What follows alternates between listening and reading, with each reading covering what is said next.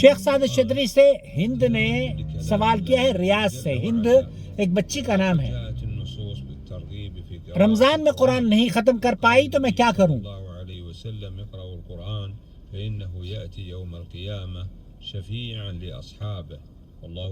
قرآن کریم کی تلاوت کرو گے تو قرآن کریم شفاعت کرے گا قیامت کے دن۔ یہاں آپ نے اگر قرآن کریم کی تلاوت رمضان میں یا مکمل نہیں کیا ہے تو ایسی صورت میں کیا کرنا چاہیے؟ یہاں ہر شخص کے لیے رمضان ہو یا غیر رمضان ہے، قرآن کریم کی تلاوت کو زیادہ سے زیادہ کرنا چاہیے۔ تو اقل شئی ایک مرتبہ تو قرآن رمضان میں ختم کرنا چاہیے۔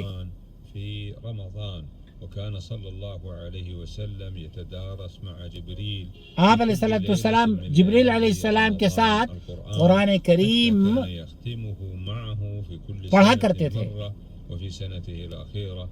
آپ وفات سے پہلے مرتين شیخ نے فرمایا کہ 2 مرتبہ قرآن کریم کی تلاوت آپ یا پڑھا ہے جبریل علیہ السلام نے رمضان میں، آپ کی وفات سے پہلے جو رمضان آیا۔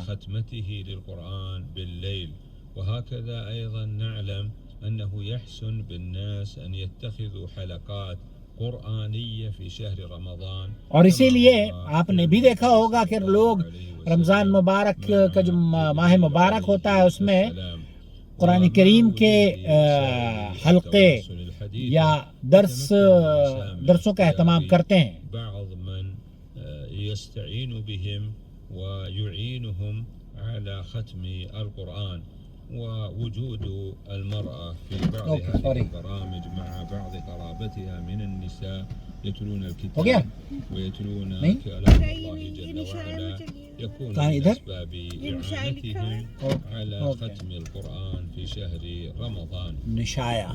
نشاية على حقيقتها ختمة شوال لا يصح أن تختم بنية أنها في رمضان۔ تو رمضان یا غیر رمضان میں آپ قرآن کریم کو پڑھنے کی عادت ڈالیں، لیکن یہ سمجھنا کہ شوال میں روز ختم کروں گی اور ذی الحج میں ختم کروں گی۔